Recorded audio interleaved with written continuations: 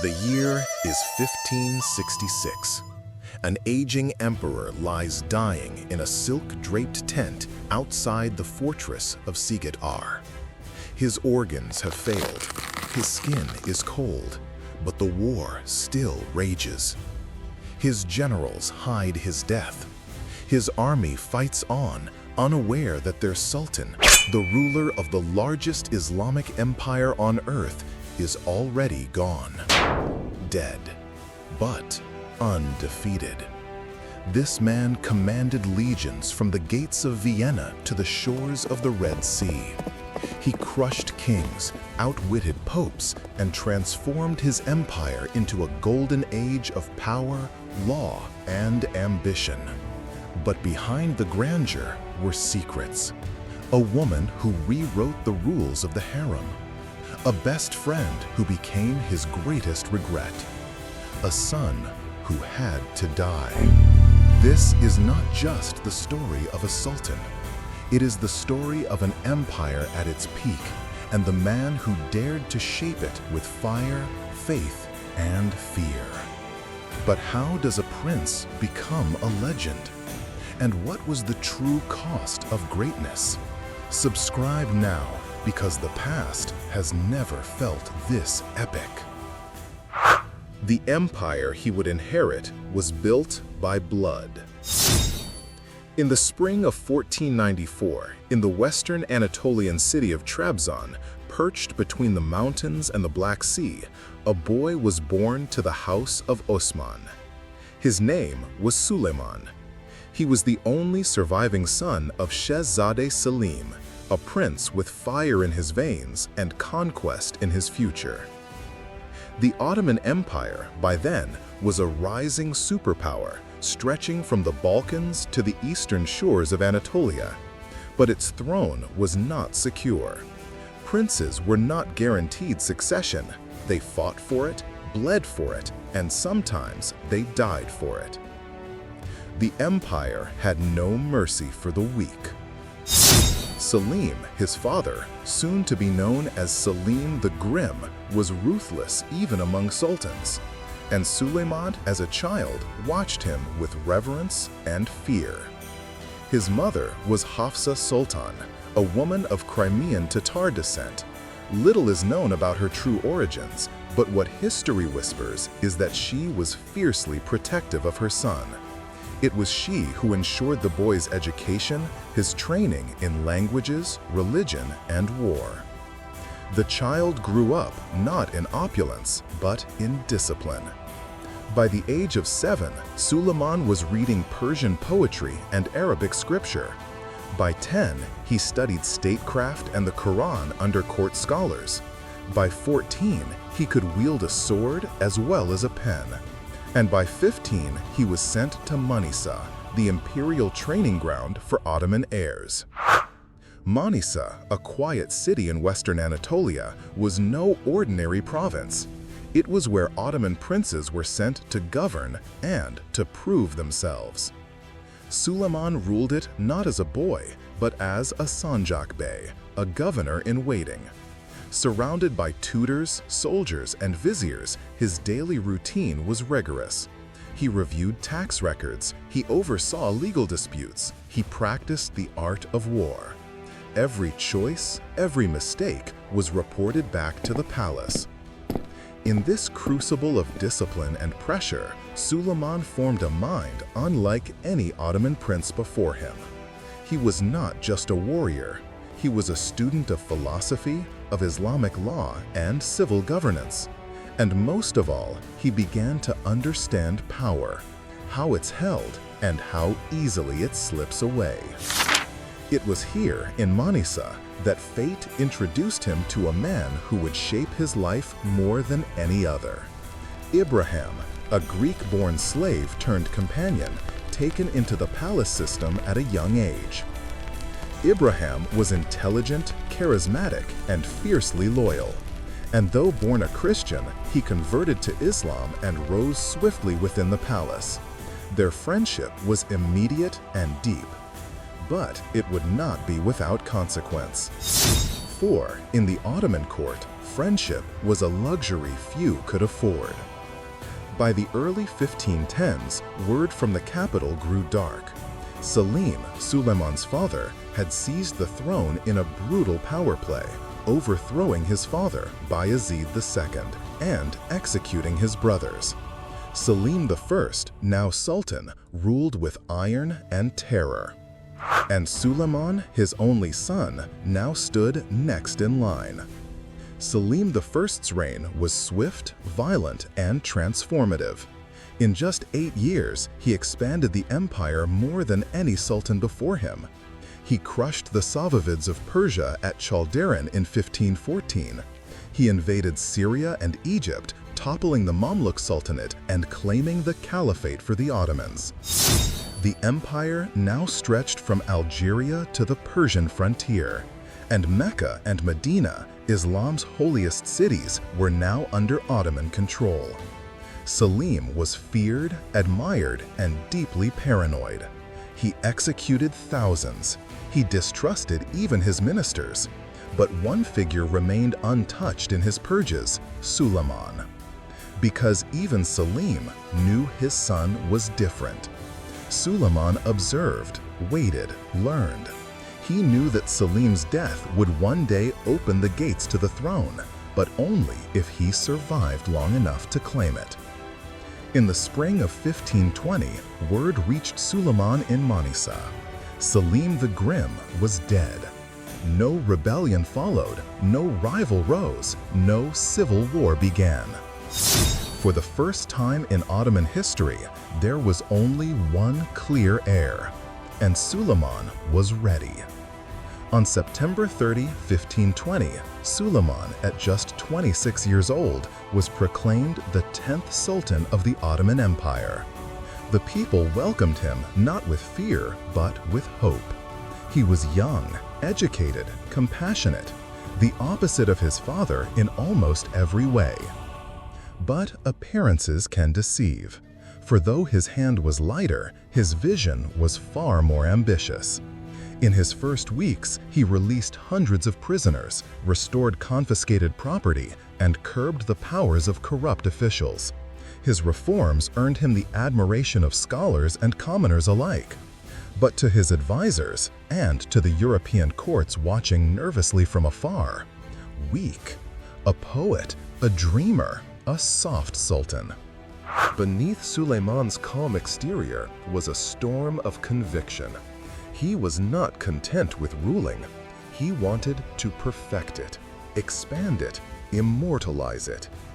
The first years of his reign were deceptively quiet, a storm gathering before it strikes. Suleiman immediately began reorganizing the legal system, earning him the title he would one day be remembered: Kanuni, the lawgiver. But while he reformed the law, he also sharpened swords. His court buzzed with military plans. His armies were being readied. And to his right stood the man who would become his most powerful advisor, Ibrahim, now elevated to Grand Vizier. The son of a Christian slave, now the second most powerful man in the empire. Europe was unaware, but danger was building just beyond the Danube. And in 1521, just 1 year in his reign, Suleiman struck, beginning the first of many campaigns that would shake the world. The time for words was over. In 1521, just 1 year after ascending the throne, Suleiman the Magnificent unsheathed the sword of empire. His eyes were set on a city that had haunted Ottoman memory for decades. A fortress so well defended that even his great-grandfather, Mehmed the Conqueror, had failed to take it. That city was Belgrade. Guarding the gateway to Central Europe, Belgrade was held by the Kingdom of Hungary. For Christian Europe, it was the shield that held back the Ottoman tide. For Suleiman, it was the key to the heart of the continent, and he intended to claim it. In the summer of 1521, over 100,000 Ottoman troops marched north. Suleiman commanded them personally, a young sultan riding at the front of his army, cloaked not in gold but in armor. The siege began in July. Belgrade's defenders fought ferociously, but they were outnumbered and surrounded. Ottoman cannons roared day and night. The walls crumbled, supplies ran low. By August, resistance collapsed. Belgrade fell. The Ottoman banner rose above the citadel, and with it, Suleiman's name spread like fire through Europe. Rome trembled, Vienna braced, and Christian kings whispered his name not with scorn, but with fear. But Suleiman was not finished. After Belgrade, he turned his gaze to a kingdom already rotting from within, Hungary. Divided, underfunded, and politically fragile, Hungary stood alone. And in 1526, Suleiman struck. The campaign was brutal. The heat is sweltering. The Danube swelled with Ottoman ships, and at a flat plain near the town of Mohács, two armies met. The Hungarians fielded around 25,000 troops, led by the young king Louis II. The Ottomans brought over 60,000 and artillery that the Hungarians had never faced. The battle lasted less than 2 hours. Ottoman cannons shattered the Hungarian cavalry. Janissaries poured through the chaos like wolves. King Louis II fled but drowned in a river as his horse panicked. The Hungarian kingdom ceased to exist that day. Thousands lie dead. The battlefield was a swamp of bodies and smoke, and Suleiman, standing over the carnage, did not celebrate. He wept, not from grief, but from the gravity of it. A Christian kingdom had fallen in a single blow, and now Central Europe lay exposed. The fall of Mohács sent a ripple through the courts of Europe, and that ripple turned to panic when just 3 years later, Suleiman began marching again, this time toward Vienna, the capital of the Habsburgs, the doorway to the Holy Roman Empire, the furthest west any Islamic army had ever dared to march. In September 1529, an Ottoman force of over 120,000 crossed the Hungarian plains. Vienna's defenders numbered less than 20,000, but they were stubborn, dug in, and armed with cannons. Rain battered the Ottoman camp, mud slowed the artillery, supplies thinned. And yet, Suleiman's army reached the gates. Europe held its breath. The siege lasted 2 weeks. Tunnels were dug, walls were bombarded, and towers burned. But the defenders held. Suleiman's assault failed, and as winter approached, he withdrew, his army battered but still intact.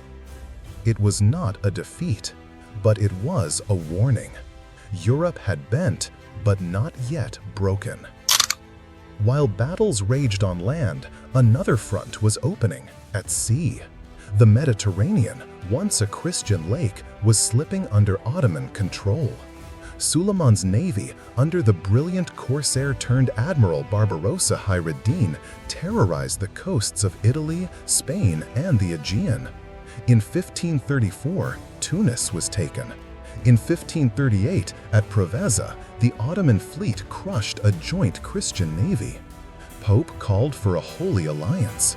Venice watched its colonies vanish, and Spain braced for coastal raids. Suleiman had mastered not just the land, but the sea. Trade routes shifted, ports fell silent, and Ottoman galleys flew their crescent banners across waters once ruled by Rome. No Islamic power had ever held such naval dominance since the early caliphates. Across the sea, a new titan rose. Charles V, Holy Roman Emperor and King of Spain. Charles ruled more land than any Christian monarch in history, from the Americas to Austria. And in Suleiman, he saw a threat to Christendom itself. Their rivalry was more than personal. It was civilizational. Ottoman armies pushed into Hungary. Charles's forces countered in the Mediterranean. But both men knew this was not a war of annihilation, but of endurance. Letters were exchanged. Battles were fought by proxies. Fortresses changed hands. Alliances shifted. Spies moved in silence. The 1530s became a chessboard of empires. France, fearing Habsburg dominance, secretly allied with the Ottomans. The Christian world fractured, not because of Islam, but because of ambition. Suleiman had done more than win battles. He had divided Europe from within. Suleiman was no brute. His court was a marvel of diplomacy, law, and spectacle. European ambassadors described it with awe: silks, fountains, golden tiles, and a sultan who could recite Persian poetry by heart, yet order a campaign before breakfast. Laws were standardized, corruption rooted out. The empire became a machine, beautiful and deadly. And his Grand Vizier, Ibrahim Pasha, was now the architect of foreign policy. Together, they molded an empire that inspired both fear and envy. By 1536, after 15 years on the throne, Suleiman's empire had grown larger than any in Islamic history since the Abbasids. But cracks were forming, not in his empire, but in his court. Her name was Roxolana, but history would remember her as Hurrem, the one who laughs. She arrived in the imperial harem as a slave, captured from the borderlands of Ruthenia, likely during a Tatar raid. But she was no ordinary captive. Her intelligence, charm, and willpower quickly set her apart. In the early 1520s, she caught the eye of Suleiman, and not long after, she caught his heart. The harem, once a political instrument to produce heirs without attachment, is now bent to her presence. Hurrem became not just his favorite, but his queen. It was a scandal unlike anything the Ottoman court had seen. For centuries, no sultan had married. No concubine had held such sway. But Suleiman broke precedent. He married her, making Hurrem the most powerful woman in the empire. She was intelligent, educated, and fluent in multiple languages. And behind the veil of formality, she wrote letters to foreign leaders, advised Suleiman in state affairs, and began weaving a political web inside the palace. One strand would lead to the rise of her sons, another to the fall of his most trusted friend. For nearly 2 decades, Ibrahim Pasha stood at Suleiman's side.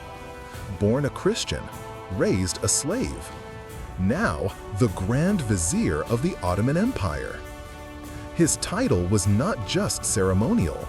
He led armies, negotiated treaties, drafted laws. Many whispered that the empire ran on Ibrahim's wisdom as much as Suleiman's will. But power has a weight, and Ibrahim was beginning to forget it wasn't his to keep. He built a palace to rival the Sultan's own. He signed documents with royal titles. He spoke openly in court and even among foreigners as if he were the equal of Suleiman. And Hurrem was watching. Historians still debate what drove Suleiman's decision: jealousy, betrayal, or quiet manipulation from the shadows of the harem. But in 1536, while Ibrahim stayed in the palace as a guest, the guards came for him. He was strangled in the night. No trial, no farewell, no resistance. The man who once shared the Sultan's dreams was now a forgotten breath beneath the marble of the palace. Suleiman never spoke of him again. Ottoman succession was never guaranteed. All princes were potential heirs. All were potential threats.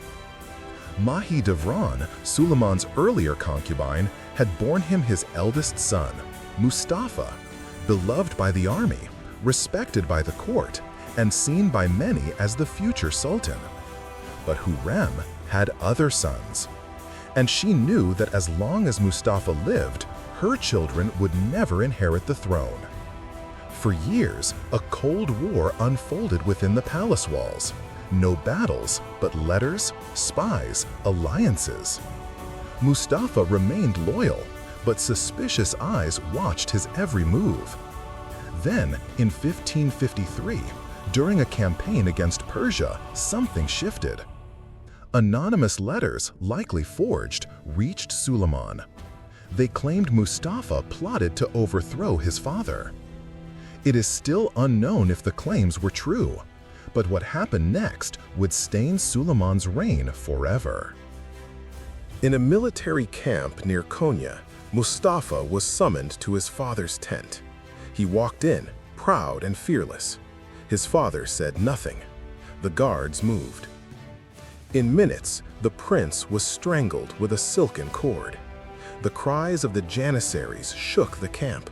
They had loved Mustafa, and now they murmured of betrayal.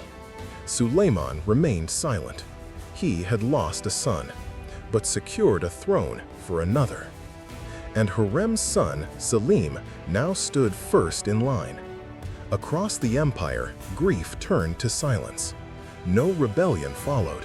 No courtier protested, but something in Suleiman had changed. The conqueror of kings had executed his blood, and though the empire still shone, the sun inside its sultan had begun to dim. Hurrem remained by Suleiman's side until she died in 1558.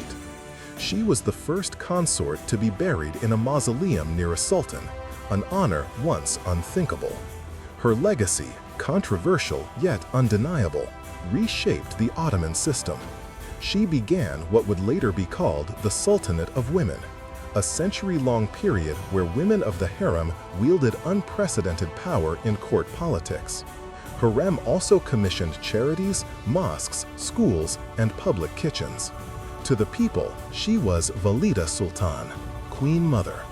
To her enemies, she was a dangerous strategist. But to Suleiman, she was love. After her death, his letters stopped mentioning joy. His poetry turned darker. And though he continued to rule, his heart, some say, was buried with her. What does it cost to rule the world? Suleiman had reached the pinnacle of global power, but behind the imperial facade, a series of quiet tragedies had already begun to haunt his final years.